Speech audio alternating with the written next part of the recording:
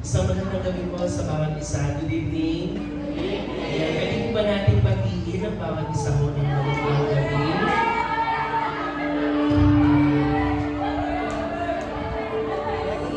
Kayo po ba ay excited pa rin po every Friday na pumunta po dito for our worship night?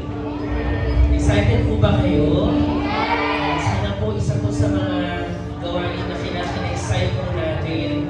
Hindi dahil po gabi siya at mga gabi, mga night people po kayo at nag-enjoy tayo makita ang bawat isa.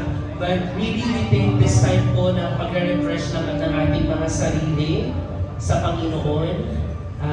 Napakabuti ng Panginoon dahil sa kabila ng napakaraming distraction o ngayong week na to, ako po personally, the enemy has been attacking me personally sa physical, spiritually. Actually po, tinatangkaso ako ng ilang araw. Actually, up to this time, sinisipon pa din ako. Pero sabi ko nga, Lord, kung ako yung unang mong tinetest sa hindi pag-turn back, Lord, I will do it because I've decided to follow you.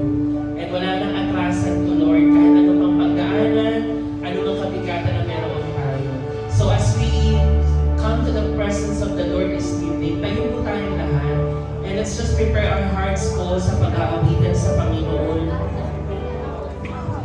I would like to request everyone na mag-concentrate muna tayo sa Panginoon. Wala po muna tayo para po ma-distract tayo sa anumang bagay o sino mang tao sa paligid natin. But we just want to focus our eyes on the Lord sa oras na ito. As we come to the presence of the Lord, patuloy natin i-declare sa Panginoon. Lord, kayo ang Panginoon na tumawag sa amin. Only by your grace, Lord, you have called us. Sa pamamagitan lamang ng biyaya mo, Panginoon, kami ay nakakapagpatuloy sa aming paglakad. Panginoon, may mga panahon man na kami mahihirapan, mabibigatan, Panginoon. Allow us to have an unshakable faith, Lord, that we will not be shaken, Panginoon, na wala pong pag-atras. There's no turning back, Panginoon. Dahil, Lord, sa kabila ng anumang bagay na pwede namin danasin, Ikaw ang Panginoon, you are stronger, you are greater, Panginoon. Lord, it's no longer us, Lord, who live, but it's you, Panginoon, ang siya namumuhay sa amin, aming Ama. We worship you, Lord. We just want to declare our faith before you, Panginoon. Sa iyo nang gagaling ang pananampalataya ito. Hallelujah, Lord Jesus. I have decided to follow Jesus. I have decided to follow Jesus. I have decided to follow Jesus. No turning back, no turning back. I have decided to follow Jesus. I have decided to follow Jesus. I have decided to follow Jesus. No turning back, no turning back. I have decided, come on church, to follow Jesus. I have decided to follow Jesus. I have decided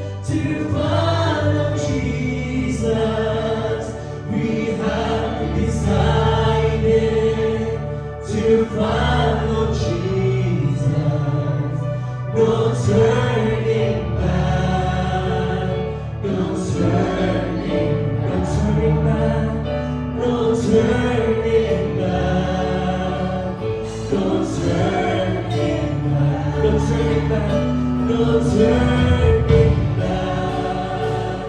No turning back. Yes, Lord. We decided to follow you, Lord Jesus. There's no turning back, oh Lord. Salamat, Lord. Hallelujah, Lord Jesus. Panginoon, we declare, O Lord,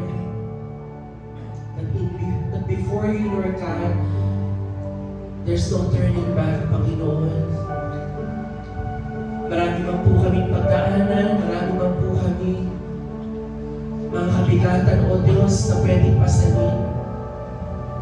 But Lord, thank you for reminding us the cross before us, Lord, and the world behind us, Panginoon. Lord, tulungan mo po kami na patuloy lamang iali ang buhay namin sa inyo. Ngayon kami, Panginoon, sa aming pag-aawitan, O Lord. Patuloy namin idideklara sa inyo na kayo ang Diyos na higit pa sa lahat ng bagay, Panginoon. Na kami, O Diyos, ay may lakas na harapin ang bukas. That we can declare your kabutihan, Panginoon, your goodness, ay patuloy namin panghahawakan, Panginoon. Patuloy kami, O Diyos, sa awit sa inyo, Lord. Pag-aalay ng aming pinakamataas na papuling pagsamba. Sa pangalan ni Cristo Jesus. Amen.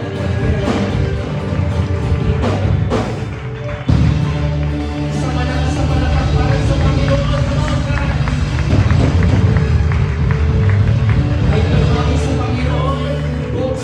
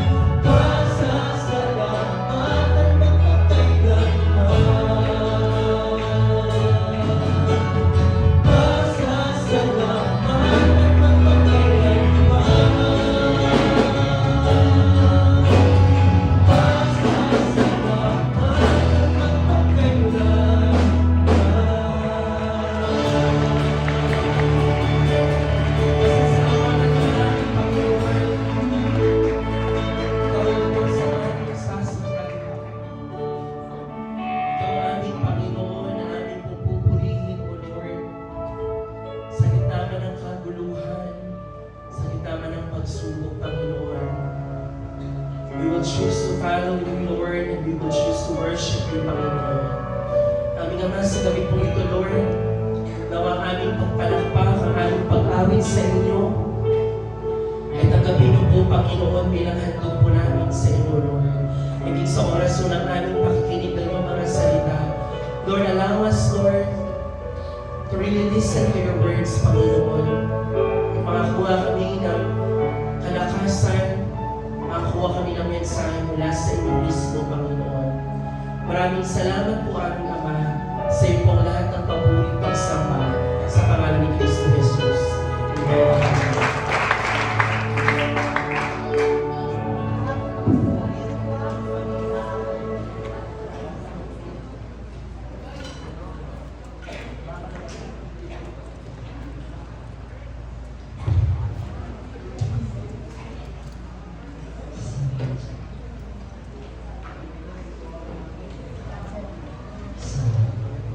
Isang pinagparang gabi po sa inyong lahat. Good evening po. Hello. So muli po, isang pinagparang gabi sa lahat na nandito ngayon. At nawa sa inyong pong pagparito, walang ibang nilalaman ng inyong mga puso, kundi magpa-revive talaga sa Panginoon. Magbabago sa Panginoon. And now, bago po ako magsimula, kung naaalala po ninyo, ang date po nito ay pang isang buwan ng ating pong naranasang sunog sa Isla Puting Bato. Naalala niyo po ba? April 10 na sunog, nagkaroon ng sunog sa ating pong isla. At mansali na ang sunog ngayon. Sa mga tahago ay pang isang buwan na ng sunog. Pero salamat naman sa Panginoon, bagaman naranasan natin yung ganong pangyayari sa ating mga buhay, ay ang ating dalangin sa mga napagdaanan po natin sa loob ng isang buwan ay may natutunan po tayo doon. Sana ang dalangin natin doon sa mga kapatiran natin na sunugan ay hindi lamang nila palagpasin ang kaganapan na iyon na walang matututunan sa pangyayaring sunog po na iyon. And ngayong gabi, ay pinagpala po tayo ng Lord bago po natin ipagpatuloy ang ating pong pag-aawit, ng ating pong pagbibigay ng mga papuri sa Panginoon, ay hayaan po ninyo, nahiramin ko po ang inyong pong munting sandali sa pakikinig po ng salita po ng Diyos, na sa gayon ay hindi lamang tayo puro awitan lang, kundi meron din tayong pakikinig sa kung anong nais na ipaalala ng Lord, anong nais na ibahagi ni Lord sa gabi ito, at naniniwala po ako na si Lord ay may gustong sabihin sa bawat isa po sa inyo. At yun po ang aking dalangin, na nawa ay hindi po ako ang inyong mapakinggan, kundi ang boses po ng ating pong Panginoong Diyos. Kaya bago po natin ipagpatuloy, ito pong ating pong pag-aaralan ngayon, tayo po muna ay manalangin po saglit. Panginoon aming Diyos na magdakila, nagmamayari po nitong aming mga buhay. Lubos ang aming pagpapasalamat sa kabutihan mo, sa katapatan mo, at sa gabi ito, kami po ay nagpagbigay ng awitin para po sa inyo. At Panginoon, wala po kaming banghangad, kundi patuloy na ikaw po ang aming maranasan, ikaw po ang aming mapakinggan, ikaw po ang aming makanig, Panginoon, sa bawat pagparito po namin sa lugar po na ito. At sa gabi ito, sa aming pong munting pagpapahingang muli sa presensya po ninyo, hayaan po ninyo na inyong mga salita ang siyang aming pong mapakinggan, ang inyong pong mga salita magpapaalala po sa bawat isa, at ang inyong pong mga salita ang siyang patuloy, Lord, na magturo, hindi lamang magpatama, kundi ikaw talaga ang Diyos na mailagay po sa aming mga puso at isipan. Salamat po at sa mga natitirang oras po ng gawain po ito, ikaw po ang Diyos na pumagitna po at manguna po ito, Panginoon. Salamat, ito po ang aming dalangin sa pangalan ni Jesus. Amen. Uli po, isang pinagpalang gabi po sa inyong lahat. Good evening po. At ngayon, nakita niyo naman po sa kung ano po ang pamagat ng ating pong pag-aaralan ngayong gabi. Walang iba, kundi ang sabi po dyan, pakibasa po ninyo. Okay, so no turning back. And kung mapapansin din po ninyo, yan ay mula po sa Luke 17 verse 32. At isang verse lamang po iyan, pero hindi nyo po mauunawaan kung yan lamang po ang inyo pong babasahin. Kaya hayaan nyo po na mabilisan pong ikakwento po sa inyo kung bakit yan po ang ating pong tatalakayin ngayon. So, ang nakasulat po dyan sa verse 32 po na yan ay napakaano lang po. 3 salita lamang sa English and ilang salita? 6 sa Tagalog. Sabi sa English, basahin po natin. Remember, Lot's wife. And sa Tagalog po, alalahanin ninyo ang asawa ni Lot. At kilala naman po natin kung sino po iyan. Yan po ang siyang kanong-ano po ni Abraham po muli ang tao pong iyan. Kung naalala po ninyo, siya po ay, ano po ni Abraham yan, mga kabataan? Hala, nakalimutan na, paulit-ulit natin inaaral sa Sunday school yan. Ano, asawa ba yan ni ano? Sino po yan? Sino po? Hala, nakalimutan na. Yan ay pamangkin po yan ni Abraham. Pero yan, sa ito po ating pong tatalakayan ngayon, ay ang asawa po nitong si Lot po na ito. So, dito po sa passage po ng chapter 17, yan po ang siyang pagkakataon na si Jesus ay tinanong po ng ilang Pariseo na Jesus, kailan ba darating? O, kailan ba muli na makikita ng mga tao ang kaharian ng Diyos? At sabi ng Panginoong Hesus, direct niya sinagot, walang nakakaalam. At pinunta niya ang kanyang ilang pahayag sa kanyang mga disipulo. Ang sinabi niya sa naunang verses po diyan, nung sa verse 20 kung babasahin po natin, sabi po dito, sinabi ni Jesus sa mga disciple. Okay? Take note pa, anong tanong ang mga Pariseo? Pero ang ilang mga pahayag ni Jesus ay binaling niya sa kanyang mga alagad. So ngayon, sasabihin ko na sa inyo kasi sino po ang tinawag po ng Panginoon? Ang mga Pariseo po ba ang kanyang mga alagad po? Alam naman po natin, mga alagad po mismo, yung mga tinawag po ng Panginoong Jesus. Sabi po ni Jesus po dito, sa mga disciples po niya, ito po ang version po ng Pinoy, sabi po dito, dadating ang time na gugustuhin niyong makita ang isa sa mga araw ng Son of Man, pero hindi niyo ito makikita. May mga magsasabi sa inyong, nandun na, ito na, at ano pa sa'yo, huwag kayong sumunod sa kanila. So pinapatungkulan po dito sa chapter 17, kasama po ng verse po na yan, ay ang pagbabalik nga po or yung kaharian po ng Diyos. Pero sabi ko sa inyo, sinagot ni Jesus sa mga Pariseo, walang nakakaalam. Pero pagbalik dito sa mga disciples, ay nagbigay lang ng mga munting paalala ang Panginoon na bagamat, oo, darating ang panahon na yon, pero huwag niyo sanang, kung sino man ang tao lumapit sa inyo at sinasabi, ito na, huwag kayong maniniwala. And, kasi nga po, sa patungkol po ito sa kingdom ng Panginoon, ng Diyos, walang ibang pinaka-importante po dito kundi ang buhay. Sa pagbabalik po ba, pagdating po ba ng kaharian po ng Diyos, ikaw po ba ay makakasama doon or hindi? Kaya, sa sumunod na mga halimbawa na binigay po ng Panginoong Hesus, dito nga sa ating pong binabasa ay ang asawa po ni Lot. Na kung saan, hindi niyo po yan mauunawaan kung hindi niyo po alam yung kwento po doon sa Genesis. Sa chapter 19, yan po ang siyang mababasa po natin doon sa ginawa po ng kanyang asawa. Bakit? Mabuti po ba ang ginawa ng kanyang asawa o hindi? Ano na, mula nila. Mabuti po ba ang ginawa ng kanyang asawa o hindi? Alam mo, hindi po sigurado. Sige, sabi ko, hindi po maganda. Bakit? Ito po ang binilin po sa kanila. Okay, basahin po natin ng sabay-sabay. 1, 2, 3, go! Pagkatapos, isa sa mga ay nagsabi, ligtas ninyo ang inyong sarili. Huwag kayong lilingon, umihinto sa bibis, magtanong kayo sa kabuluhan para hindi kayo mamatay. So muli, pag yan lamang din po ang ating binasa, hindi niyo po ulit mauunawaan kung ano po ba ang kaganapan po diyan. Sige ho, medyo atras po tayo ng konti sa chapter 18. So sa chapter 18 po, dito po dumating ang tatlong anghel at pinuntahan po si Abraham po. Ang pinuntahan po nila, nung panahon na si Abraham ay nasa puno po ng Mamre. Yun po ang tinatawag. Nandun po si Abraham at ang kanya pong asawa. Ngayon, syempre tinanggap ni Abraham ito pong mga anghel po na ito at nag-usap po sila.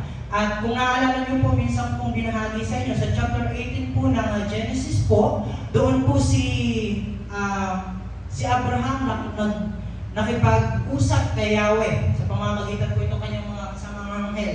Ano po ang patungkol? Kasi, bakit bumaba ang mga anghel po na ito? Kasi nabalitaan po ni Yahweh na ang lugar po ng Sodom and Gomorrah ay masasama na ang ginagawa. Kaya pinadala niya itong 3 anghel. So tinanggap naman ni Abraham, syempre pinakain at tinalagaan at nag-usap po sila. At dumating sa point sa mga sumunod po na verses chapter 18, doon na nga po lumabas yung usapan ni Abraham at ni Yahweh na, Lord, kung merong 50 katao ang sabi natin mababait pa sa lugar na ito, susunugin mo ba ang lugar na ito o hindi? Naalala niyo po ba yung kwento po na yun? Naalala niyo po? So kung di niyo na wala naalala, ay di niyo maunawaan to. So 45 Lord, kung 45 na lang. So in short, hanggang sa dumating sa 10, sabi ni Lord, sige, sa 10 na yan, hindi ko susunugin ang lugar po na yan. Naalala niyo mo. Ngayon, dahil in short siguro ay kung ating pong uunawain, bakit susunugin pa rin ang lugar po na ito? Dahil hindi na umabot sa 50, 45, 30, hanggang sa 20, 10, hindi na umabot. Si Lot na lang po ang nakikitang hindi po gumagawa ng masama po dito. Ngayon, syempre dahil susunugin ni Yahweh, yun yung plano mo sa Sodom and Gomorrah, pinapaalis pumunta ang 2 anghel ngayon doon sa Sodom and Gomorrah. Ngayon, nandun po sa gate, nasa bungad po si Lot. And ngayon, tinanggap niya ulit itong 2 anghel na pumunta sa kanya. At pagkatapos, syempre, inalagaan niya, pinakain niya, hinandaan niya. Nung gabi na, ano ba ang nangyari nung gabi na? Maraming tao, mga bata, matanda, mga kalalakihan ang pumalibot sa buhay po, ay sa bahay po nila Lot. At ngayon, ano pa ang gustong gawin ng mga kalalakihan sa bisita po ni Lot? Ano pa ang gusto nilang gawin? Ng mga napakaraming mga kalalakihan, mga bata man ng mga matanda. Sabi ng mga tao, ilabas mo yung mga bisita mo, ilabas mo sa amin dahil gusto namin. Anong sabi nila? Ha? Gusto namin makipagtalik sa kanila, ilabas mo yan. Ikaw na, mga lalaki po yun, bata, matanda, yun ang sinabi. Sabi ni Lord mismo, sabi dito, na huwag po, meron ako dito anak na babae. Siya na lang ang bibigay ko sa inyo at huwag itong mga bisita ko. Yun ang sabi ko. And alam niyo po, ang pangyayari ngayon ay meron din pong ganong pangyayari sa aklat po ng mga hari, na kung saan yung hinati-hati ho yung katawan. Naalala niyo po ba yun? Naalala niyo po yun? So, sana naalala po ninyo. At ang kaganapan po ito ay same po dito, na ang mga kalalakihan ay gustong makipagtalik sa kapwa lalaki. Pinipilit nila na sipingan ng mga bisita ho ng taong ito. At ngayon, syempre, dahil gano'n na nga po kasama, susunugin mo ni Yahweh, papaulanan ng naglalagab-lab na apoy ng asopre mo. Ngayon, syempre dahil kumbaga sa akin mabait pa itong taong ito, sinabihan siya, binigyan ng instruction ng anghel na, sige, iligtas ninyo ang inyong sarili, huwag kayong lilingon or hihinto sa kung kayo man ay makalagpas sa lugar na ito, bagos pumunta kayo sa lugar na ito. So binigyan sila ng instruction para po sila ay maligtas.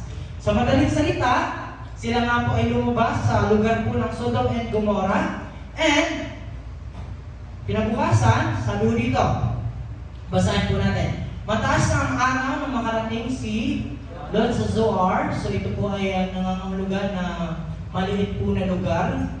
Sa kapal lamang pinahintulutan at pinaulanan ni Yahweh ng apoy at masobra ang Sodom and Gomorrah. Tinopok ni Yahweh ang mga lungsod na iyon at ang buong libis, lahat ng mayayaman doon, pati ang mga pananim.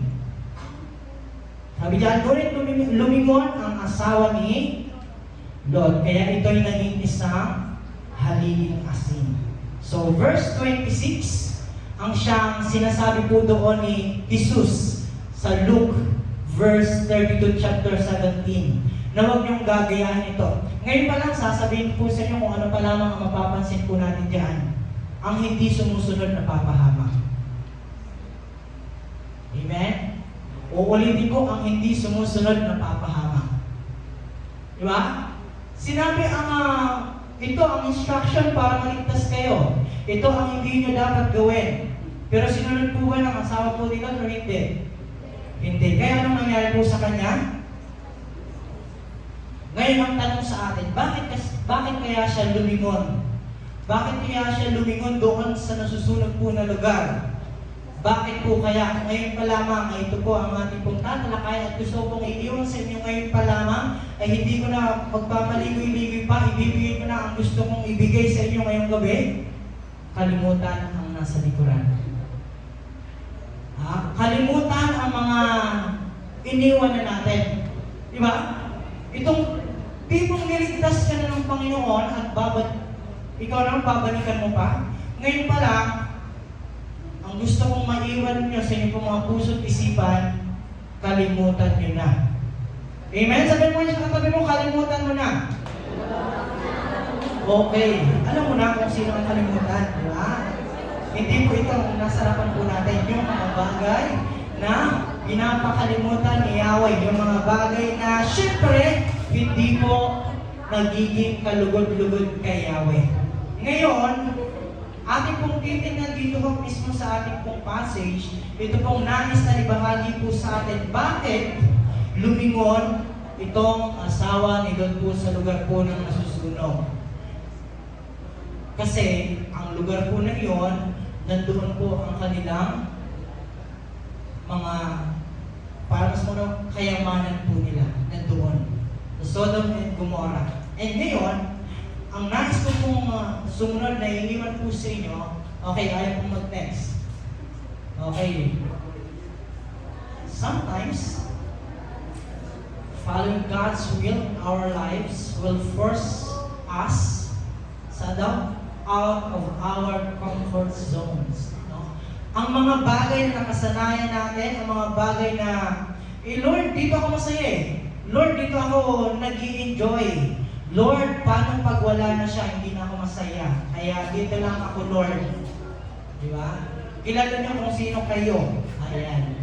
Kaya, si Lord, alam niya, yung bagay na yan, ikakapahamak mo ba yan o ikakabuti mo?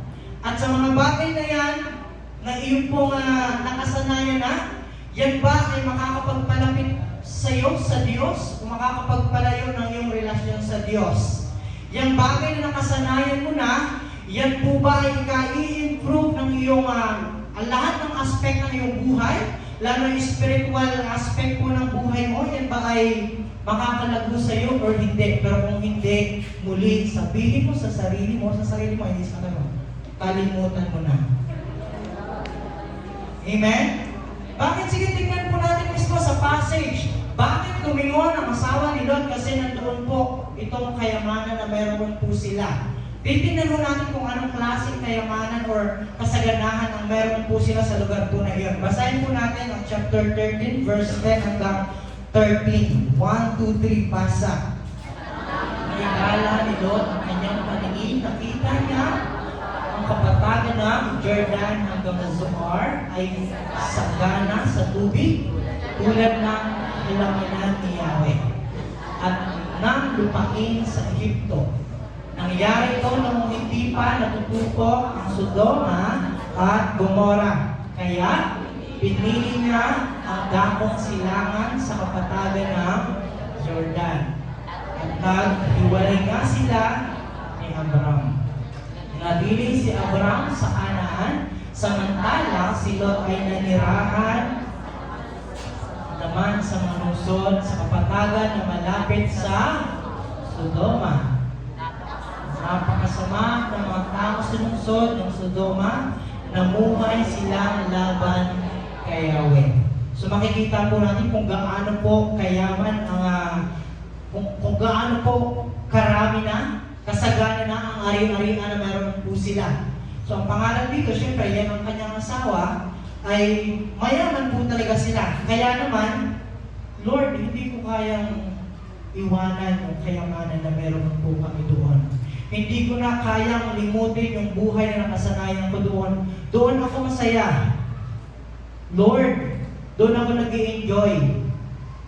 Pero, nang hindi siya sumunod na huwag nang lilingon doon sa buhay na meron siya dati, anong nangyari po sa kanya? Anong nangyari po sa kanya? Naging, okay, siya po ay naging, sabihin na, revoltong asin. And ngayon, sana, huwag niyo pong, ito, sana isa puso niyo po ang nais pong sabihin sa inyo ngayong gabi ni Lord. Pakibasa po ninyo.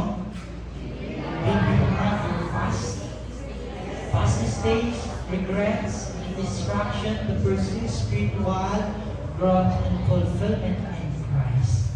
Kaya kung sino man ang manghihingi ng Lord, pahingi ng sign kung bibitawan ko na po ba siya, matatalikuran ko na siya, ito na, sinasagot ka na ni Lord. Oo, bitawan mo na yan. Talikuran mo na yan, kapatid. Hindi ako nagsasabi kapatid, hindi kita pinapatamaan, pinatama ka lang ni Lord. Amen? Kaya ngayon, huwag mong tingnan ang katabi mo, sabihin mo sa sarili mo, iwanan mo na yung mga bagay na nakasanayan mo na alam mo namang hindi maganda at hindi sa kakaayos ng relasyon mo sa Diyos. Iwanan mo na, bitawan mo na yung mga bagay na tinatago mo pa hanggang sa ngayon. Kaya pala hindi tayo lumalago at mas napapalapit kay Lord kasi meron pa tayong tinatago mga kapatid. Meron pa tayong mga bagay na hawak-hawak na hindi natin mabitawan sa Panginoon. At ngayon sinasabi sa iyo ni Lord, pag hindi mo yan tinalikuran, ikaw ay mapapahamak. Hindi mo sinasabi yan, nakita natin sa mga kapatid. Ikaw, kung gusto mo, antayin mo mapahamak ka bago mo bitawan. Sige, okay lang. Pero ikaw naman ang mag-experience yan, hindi naman po kami. Gets? Amen? Kaya muli, huwag mo tingnan ang katabi mo, tingnan mo ang sarili mo. Ano ba ang mga bagay na hindi ko pa bitawan, matalikuran hanggang sa ngayon? Di ba yung mga bagay na doon ka iligtas ng Panginoon, yung mga bagay na pinagtagumpayan ng Panginoon, huwag mo nang balikan. Kasi kung babalikan mo lang yan, bukod sa masasaktan ka lang dyan, mapapahamak at ipapalayo ka lang yan kay Lord. Amen po ba mga kabataan? Kaya naman, bukod sa iyong talikuran, i-let go mo na yan. Let go mo na. Amen? Kung ayaw mo, hindi bahala ka. Okay, bibigyan ko kayo ng magandang halimbawa na sure akong alam nitong lahat. Nung minsan ay tinalikuran nila at nung panahon na tinalikuran na nila ang sinasabi ni Lord na pagtagumpayan nila at naranasan nila ang tagumpay sa buhay. Walang iba kundi ang mga Israelites.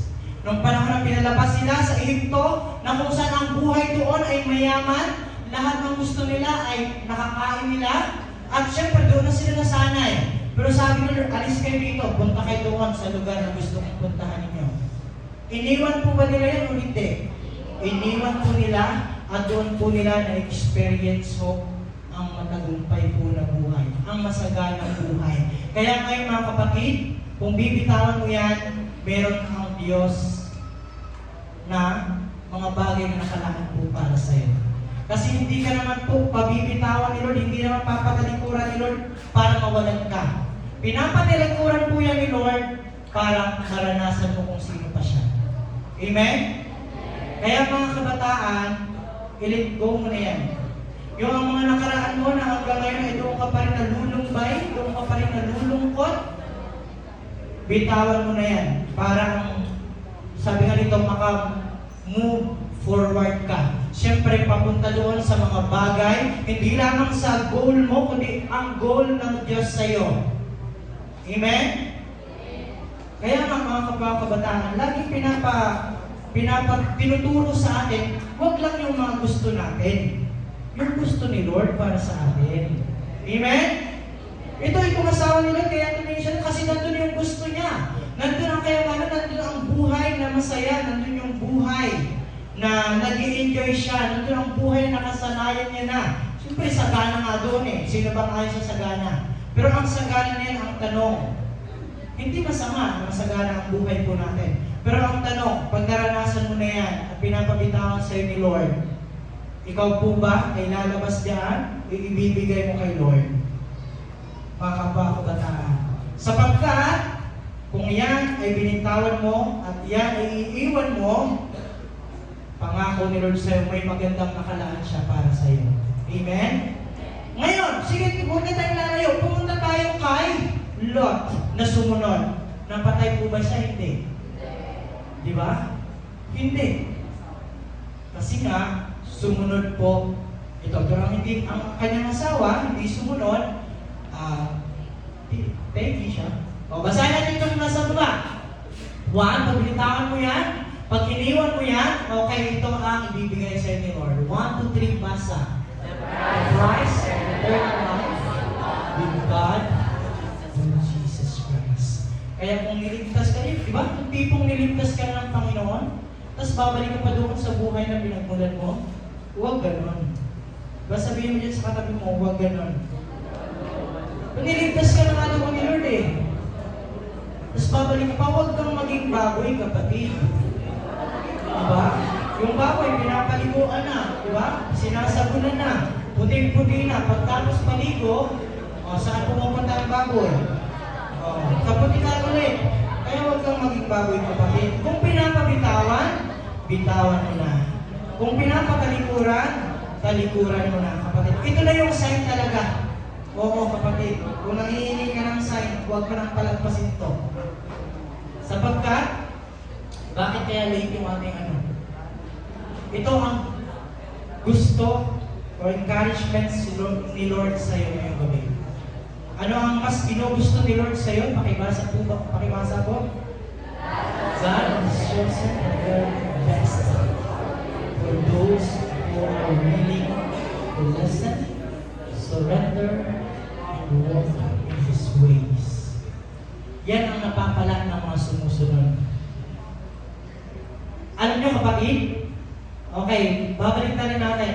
Ang tanong bakit hindi ka nakikinig? Ang tanong bakit hindi mo pa rin isusuko? Ang tanong kung bakit ayaw mo pa rin sa landas na pinapalakaran sa'yo ni Lord? Kasi, hindi ka nagtitiwala kay Lord. Sabihin mo man sa hindi, bakit hindi mo isinesurrender yan, paulit-ulit mo napapakinggan, sige, iwanan mo na, bitawan mo na, isuko mo na, huwag mo nang ituloy. Di ka pa rin nakikinig kasi wala kang tiwala sa Kanya. Pero kung magtitiwala ka, buong-buong mong isusuko yan. Lord, sige sa'yo na to.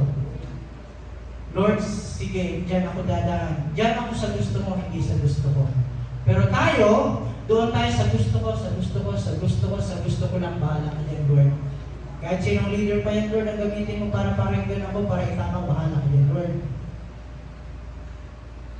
Pero muli, ang magandang halimbawa na ating pong makikita kaya sabi ni Lord, pag dumating man ang panahon na ang kingdom ng Diyos ay narito na, huwag kayong maging tulad ng asawa ni. Kaya nasabi po yun ni Jesus doon sa kanyang mga disciples. Huwag or alalahanin niyo ang ginawa ng asawa niya na hindi po maganda.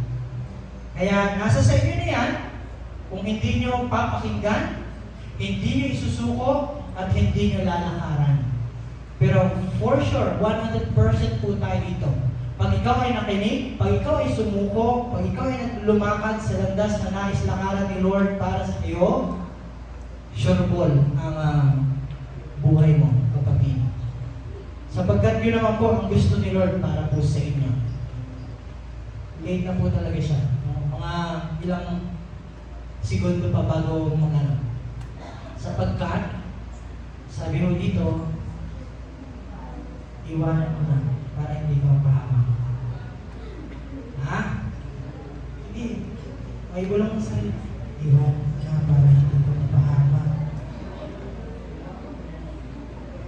Hindi ka mapahamak. Pero kung gusto mong mapahamak, sige lang, bahala ka dyan. Lahat ka lang kung gusto mong mapahamak. Pero kami, ang gusto namin sa inyo, mga kabahan namin, lahat, kung gusto namin ay hindi ka mapahamak, mas lalo si Lord. Di ba? Kaya nga, minsan naiinis na tayo sa mga leaders natin eh. Ano ba yan? Para pati buhay ko, pinapakialaman. Kasi ayaw namin na mapahamak ka. Mas lalong ayaw ni Lord na mapahamak ka, kapatid. Eh tayo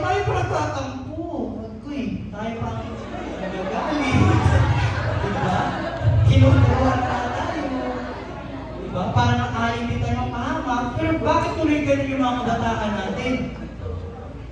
Ba't ang mas pinipili ng mga kabataan natin ay yung sa ikakapahamak nila at ayaw sa ikakaunlad, ikakaganda ng mga buhay nila? Bakit ayaw nyo nun? O sige, kung gusto nyo mapahamak, ayaw nyo makinig. Amen? Kahit kailan maayaw, hindi kami naghangad na mapahamak po kayo mga kabataan. Pero kung ang puso ninyo, pag kayo ay nasasabihan at kayo pa ang nagtatampo, muli, hindi ko kayo pinapatamaan, pinatama kayo ni Lord. Amen? Yan ang gusto ni Lord po sa atin. Minsan ito nga po ang naging sabi po ni Pablo. Tingnan po ninyo si Pablo, ito ang nagsasabi dito sa Philippians 3 verse 13. Brother and sisters, I did not consider myself yet to have taken hold of it. No, sa mga karangyaan sa buhay, ayaw ni Pablo nun. O hindi naman sa ayaw dahil hindi talagang, kasi di ba siya na nga po nagbanggit na Lord, huwag mo akong payamanin, huwag mo akong pahirapin. Pero ito lang ang gusto na ipaalala ni Pablo po sa inyo. But one thing I do, forgetting what is behind and straining toward what is ahead. Kung ano yung mga bagay na pinapapunta sa ni Lord, sabi ni Angel dito, itong sugo po ng Diyos ni Yahweh. Dito kayo pumunta sa lugar na ito, huwag kayong lilingon para hindi kayo mapahamak. Doon tayo. Pero bakit saan tayo mapahamak? Doon tayo pumupunta. O sige, Tagalogin natin para maunawaan natin. Okay, pakibasa sa Tagalog. 1, 2, 3, go. Mga kapatid, hindi ko pinapalagay na makamit ko na ito. Ngunit isang bagay ang ginagawa ko, habang nililimot ko ang nakaraan, sinisikap na malating ang layunin nais kong makamtan. Magbubunyag ako patungo sa hangganan upang makamtan ang gantimpala ng pagkatawag sa akin ng Diyos sa pamamagitan ni Jesucristo, ang buhay na nasa langit. Yung buhay na nasa langit, huwag yung mga bagay, huwag yung mga tao na ikakasama mo, na ikakapahamak mo nang hindi ikakabuti ng buhay mo. Kapatid, mga kabataan, kung ang gusto ni Lord, ang gustuhin din natin, sure po ang buhay po natin. Sapagkat, sabi nga po dito, ito po ang nais ni Lord sa atin. Ang ating mga paningin, ang ating mga pananaw, ang ating pong mga gustuhin sa buhay, huwag po nating itulad sa gusto ko ng asawa po ninyo. Lord, nandun yung mga kayamanan namin, Lord. Nandun yung buhay namin, Lord. Nandun yung maganda namin bahay, nandun yung aming sasakyan, nandun yung baby loves ko, Lord. Hey. Pero ngayon, kapatid, huwag ganon. Sabi po diyan, huwag pong ganon. Minsan mo nang pinag-prayan kay Lord, minsan mo nang iniyak yan kay Lord. Diba? Minsan ka nang nasaktan ng mga bagay na yan, ng mga tao na yan. Tapos yung babalikan ulit. Ano yun? Gusto mo umiyak? Diba? Huwag na. Kapatid, huwag na. Amen? Sapagkat, si Jesus, ito ang kanyang mga pinaalala sa kanyang mga disciples, na maging ano daw po sila, pakibasa, be vigilant and not cling to the things of this world. No, ano man niyang mga bagay na yan, uulitin ko, walang masama sa mga bagay po na maghangad ng mga magandang bagay sa buhay, pero masama kung pag pinapabitawan ni Lord, pag pinapahiwan ni Lord, ay hindi mo magawa. Amen? Mga kabataan, huwag po ang mundo ito. Ano mang karangyaan sa mundo, sabi nga po sa Biblia, aanin mo naman ang mga kayamanan sa mundo kung wala ka naman kay Kristo. Diba? Aanin mo yan, yung may maganda at sige nga, magkaano nga, nandun sa iyo ang lahat. Pero kung wala sa iyo ang gusto ni Lord, kapatid, hindi po yun ang siyang totoong maganda sa buhay po natin. Titignan po natin para mas ma-appreciate pa po natin ito pong ginawa ng asawa po ni Lot at ito pagpapaalala ho ni James sa chapter 1 verse 14 and 15. Bakit? Bakit hindi mo magbitaw-bitawan? Bakit hindi mo maiwan-iwan? Bakit hindi mo matalikuran ang mga bagay na pinapatalikuran sa iyo ni Lord?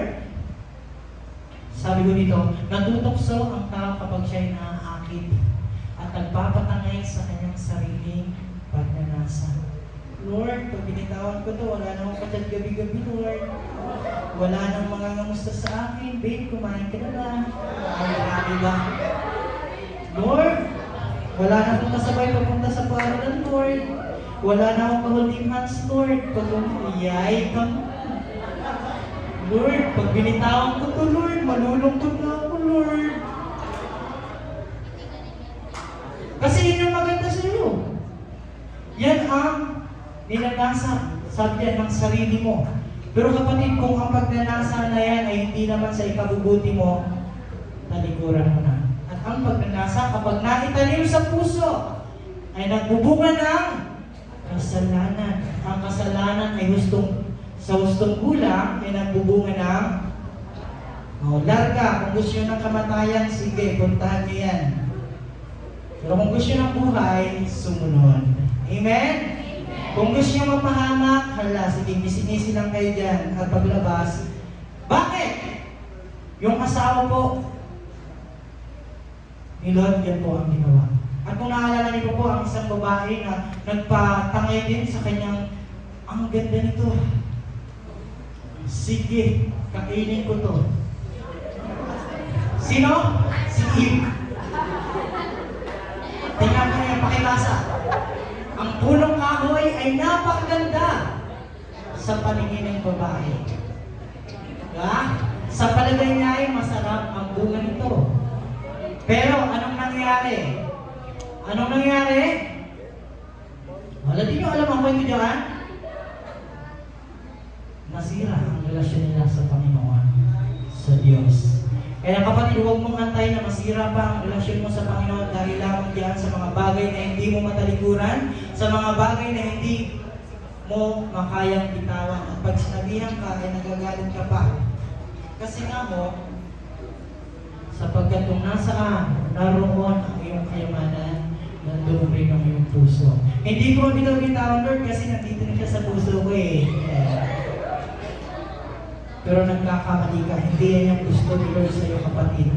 Kaya for the last time, kung may magdadagdag ka pa ng notes, ito na ang last kong notes sa for our last paalala sa buhay ng bawat isa. Si Lord, ang asawa niya ay napahamak dahil hindi mabitaw-bitawan ang pinapabitawan ni Lord. Hindi maiwan, hindi matalikuran yung mga bagay na siguro gisinisi lang din yung sa nila dyan. Sabi ng anghel, okay, bitawan nyo na, iwan nyo na yan, ikaw din. Pag sinabihan,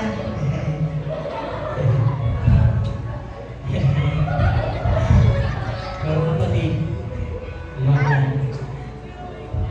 i-prioritize mo ang mga bagay na sinasabi sa iyo ni Lord. Kung pinapabitawan, bitawan mo na. Ang kaya parents, kung ano ulit naman pabitaw-bitawan kasi hindi mo ginagawa. Kung ginawa mo, hindi tayo paulit-ulit dito. Ano man ang mga gusto mo, bagay, tao, ano man yung inanais mo, kapatid, kung hindi yan ang gusto ni Lord para sa iyo, huwag na. Amen? Huwag na. Okay, sa mga isipan mo, sa puso mo, sa pagnanais mo, huwag ang mga makamundong bagay. Sabi nga po sa atin ng linggo, kung naalala niyo po ang sinabi sa atin ng linggo, ang tunay na tagumpay ay hindi doon sa mga material na bagay, kundi sa Diyos na nagbibigay ng buhay. Amen? Pero balik doon tayo sa mga material na bagay na nanais. Doon tayo sa magandang, diba? Pero kay Lord, ba't ayaw ko natin? Muli, sa gabing ito, kung ikaw ay nakakarinig ng mensahe natin ngayong gabi, i-search mo ang iyong puso, mga bagay na hindi mo maitalikuran, mga mga tao na hindi mo matalikuran, kung may kakasama mo yan, bitawan mo na. Mga ginagawa mo, nakasanayan, doon ka masaya, doon ka nag-i-enjoy, pero hindi masaya ang Diyos para sa'yo, bitawan mo na kapatid. Kasi sabi nga mo dito, prioritize spiritual matters over temporal concerns and heed the warnings given by God. Sinabihan yung asawa mo, huwag kayong lilingon. Hayaan nyo na yun. Pero bakit ikaw ay hindi ka pa rin? Kapatid, sige, sa ating pong last na verse sa gabi nito. Huwag sa mga bagay na yun, karangian man yan, kung ikakasira mo, huwag na lang. Ituon mo ang pag-iisip mo sa mga bagay, hindi sa mundo, kundi ng mga makalangit na bagay, mga kapatid. Sige, basahin mo yan. 1, 2, 3, go. Set your mind on things above, not on earthly things. Ang mga bagay na panlangit ang isa-isip ninyo, hindi ang mga bagay na panlupa. Maganda na si Lord eh. Bago ka si Lord, di ka sumasaya. Pero ayaw ni Lord ng habang hindi ka tama. Talikuran mo na. Iwan mo na. Minsan pa, maalala po ninyo ang sa Josue, chapter 17, nung panahon na may pinabitawan din si Yahweh sa mga Israelita. Ito huwag niyong gawin. Pero nakita po ninyo may isang taong nagtago ng mga bagay na pinagbabawal ni Lord. Anong nangyari sa kanya? Napahamak at namatay. Kaya kapatid, huwag niyong kantayin na mapahamak pa kayo bago niyo isubok kay Lord yung mga bagay na ginagawa niyo. Kahit na nakasanayan niyo na, kahit kailan kayo masaya, sa tingin lang kayo nag-i-enjoy. Pero kung sa kakapahamak ninyo mga kababataan, huwag kayong magalit. Muli, bago ang magtapos, hindi ko kayo pinapatamaan, pinatama kayo ni Lord. Amen. Kayo po ay tumayo. Kayo po ay magpatuloy sa ating pong pag-awit. Mga kapatid, isa pa, na kung bakit hindi natin mabitawan kasi ka, sinabi niyo sa una, kasi hindi ka nagtitiwala kay Lord the Lord. Ikaw, nandito na sa puso ko sa parte ng Lord. Hindi ko na kailangan pa kung sino man yung mga nakasanayan ko, Lord. Mga kapatid, muli, kayo ang nakakaalam kung ano ang mga bagay na nakasanayan nyo. Ang mga bagay na ginagawa nyo, na sa tingin nyo, diyan kayo masaya, diyan kayo nag-i-enjoy, kahit mga magulang nyo, pag sinabihan kayo, nagagalit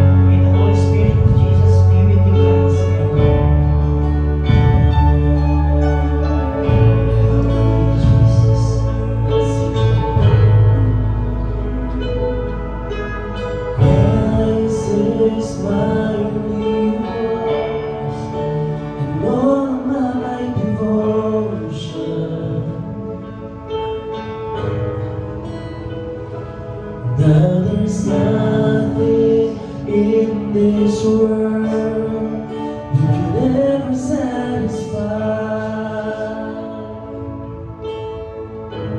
Through every trial, my soul will sing, don't turn it back. I've been set free. Christ is enough for me.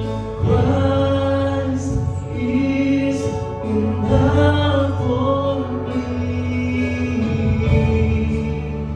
Everything I need is in you. Everything I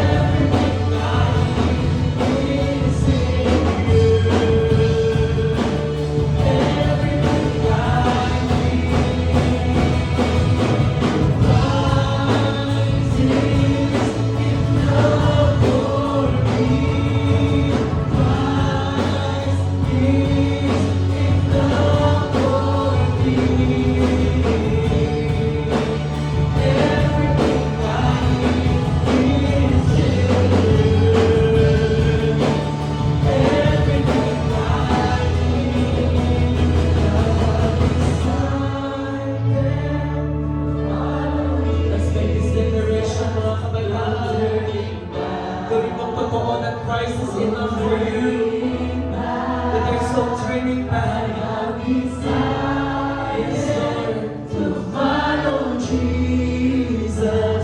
No turning back, no turning back. I have decided to follow Jesus.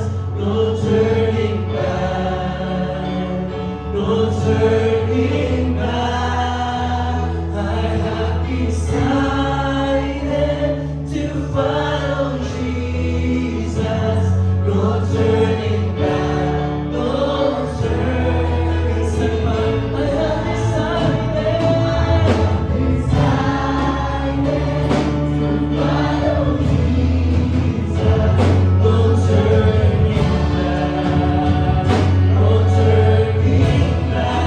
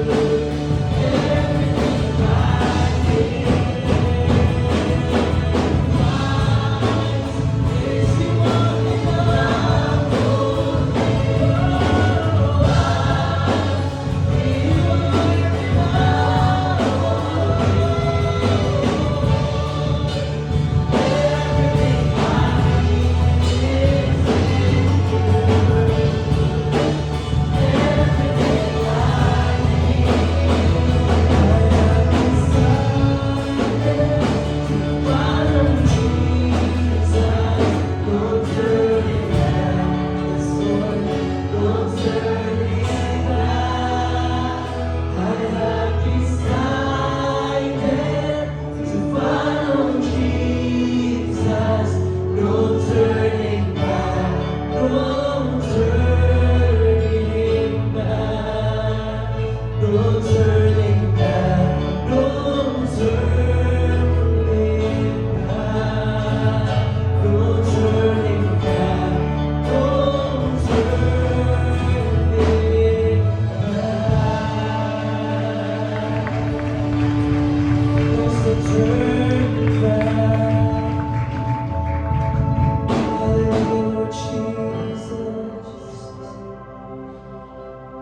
Tulad po ng ating inawit,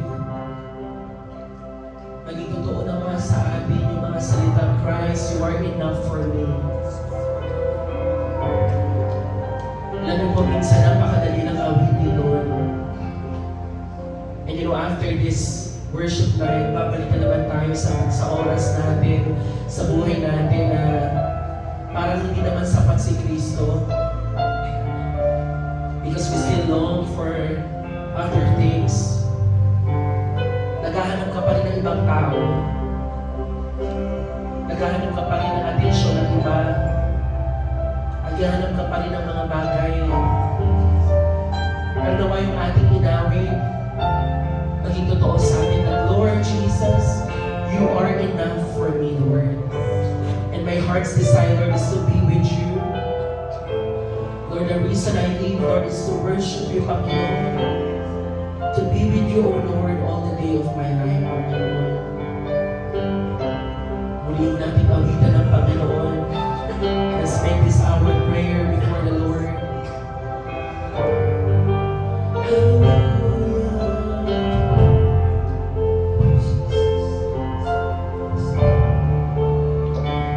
Salamat po, Panginoon.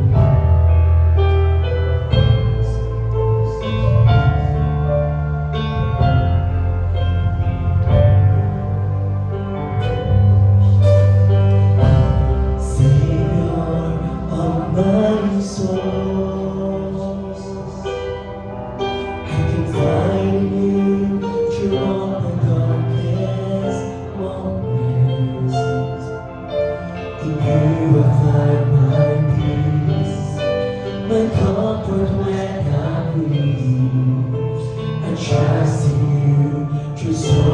the raging sea.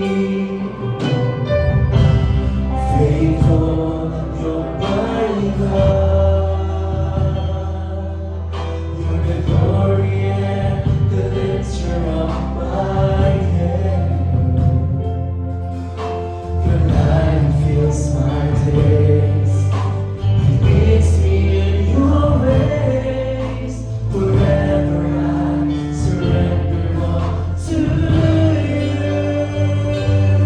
And I live to worship you. My Jesus, you're the only one for me. Nothing will ever take your place, my precious Savior. Who can stand between my Lord and me? Lord, I need to offer you, and I long to bring my life an offering. Take me higher, draw me deeper. I need more to be with you. Let's sing it loud. Savior of my soul, I can find you through all my darkest moments. In you I find my peace, my comfort when I'm weak.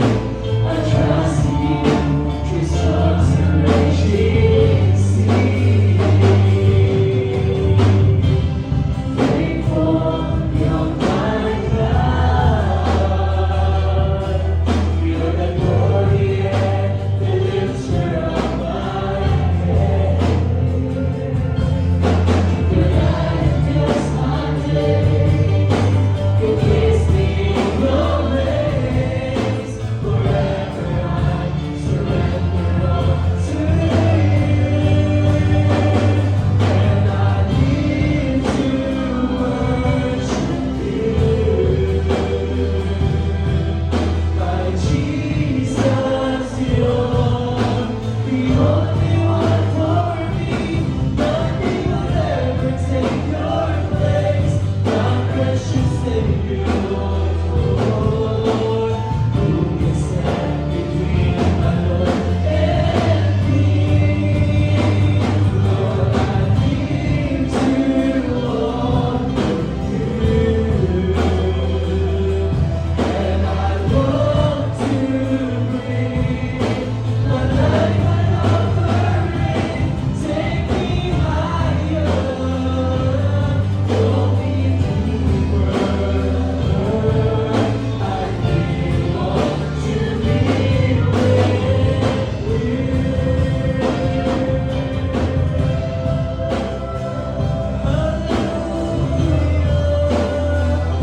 We worship you, Lord.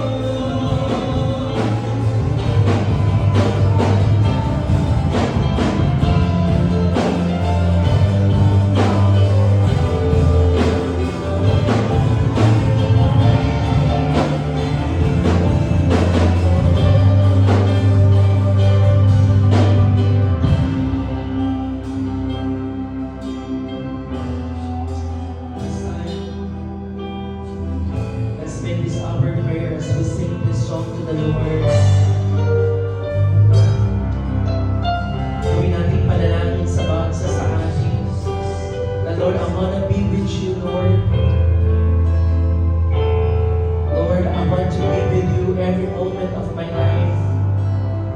And Lord, nothing can ever take your place, Lord. Panginoon, patawarin niyo po ako, Lord. Maraming beses, Panginoon, ibang tao ang nati-take over ng place mo sa puso ko, Panginoon. Ibang bagay, Panginoon, na nilalagay ko sa puso ko. Patawarin niyo po ako, Panginoon.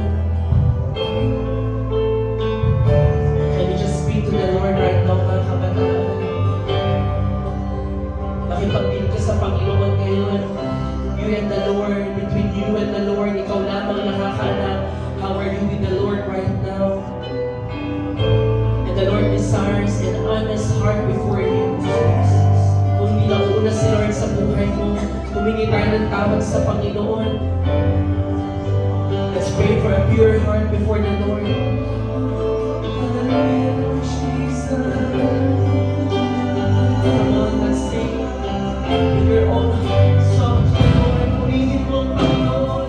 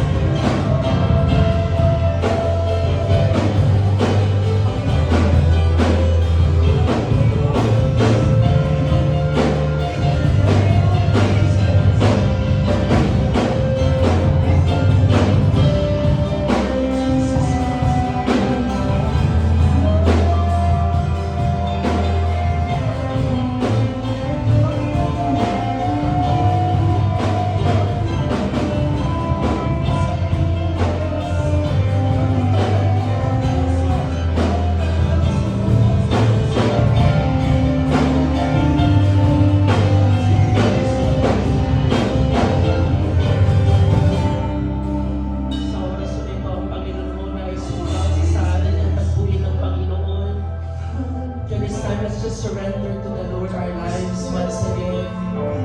Ibigay mo sa Panginoon yung mga bagay na ayaw pang bitawan.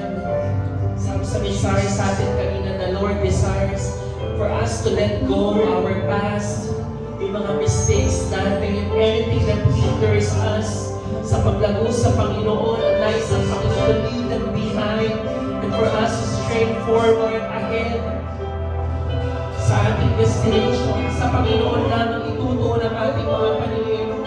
Come on, mga kabataan, just declare to the Lord yung mga bagay na gusto mong bitawan, yung hindi mo magsasalita sa Panginoon.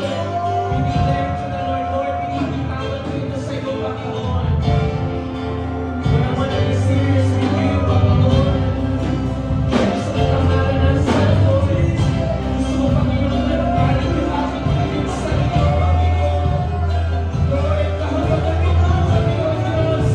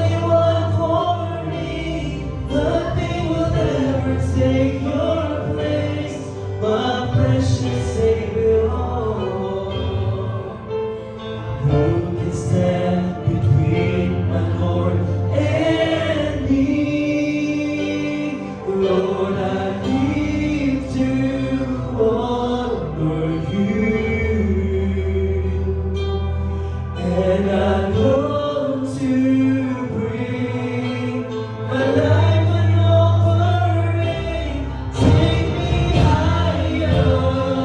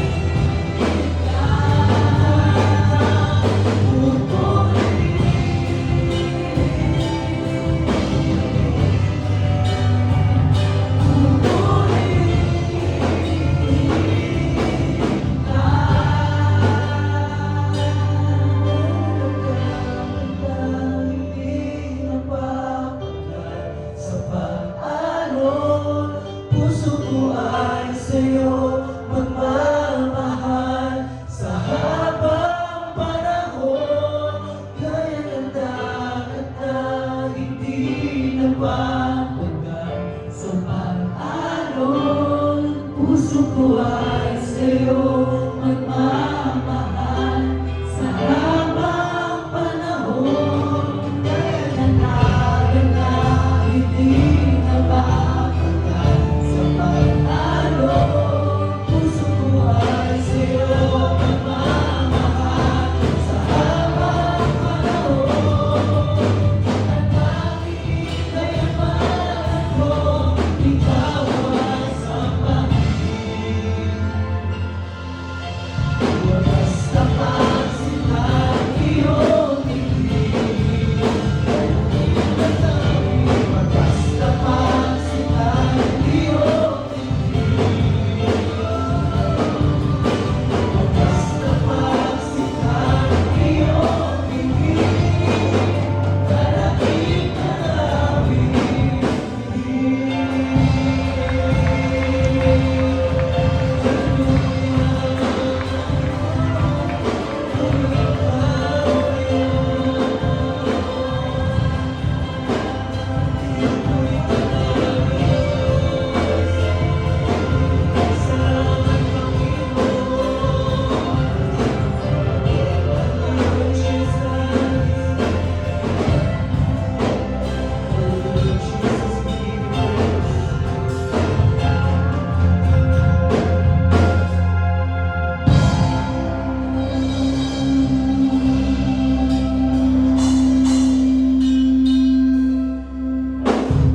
Aming Amang Banal, maraming salamat, Panginoon. Lord, tunay po, Panginoon, nais namin kayong purihin at sambahin. Walang iba kaming pupurihin, kundi kayo lamang, aming Ama. Walang ibang sasambahin, Panginoon, kundi ikaw lamang, aming Amang nasa langit, aming Panginoong Diyos. Lord, we just want to thank you, Panginoon. Panginoon, sa patuloy mong pagpapaalala sa amin. Nang lahat ng ito'y biyaya mo lamang, Panginoon. At kami, O Diyos, ay tinawag mo. Sa labanan po na ito, Panginoon, ang aming pananampalataya. At tulad po, Panginoon, ang aming napakinggan ngayong gabi. Lord, we leave our past life behind.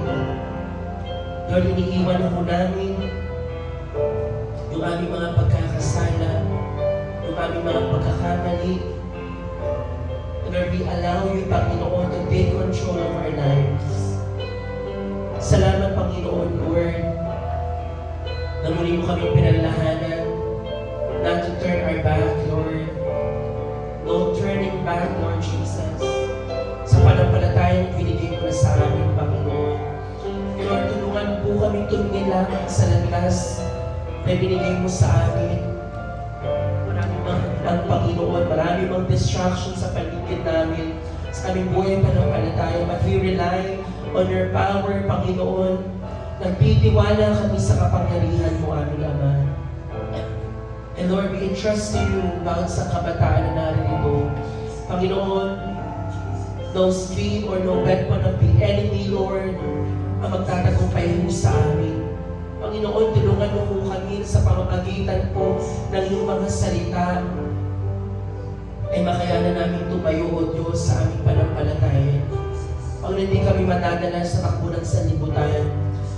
Hindi kami maaakay, Panginoon, ng masamang kaibigan, ng gawa ng kaaway, Panginoon. Kundi, Lord, patuloy kami magsisilbing ilaw sa kadiliman. Patuloy kami magniningning, Lord, because you are with us, Lord. Panginoon, sa aming paghihiwa-hiwalay ngayong gabi, Lord, paalalahanan mo po kami patuloy na hindi dito natatapos ang aming pagsamba. Maging sa paglabas namin sa panambahan na ito, Lord, we will continue, Lord, to desire, Panginoon, na unahin kayo sa aming buhay. I-desire namin, Lord, to worship you and to praise you, O God. Maraming salamat po, Panginoon. Ingatan niyo po kami sa aming pong pag-uwi. Dalhin niyo po kami na maayos at ligtas sa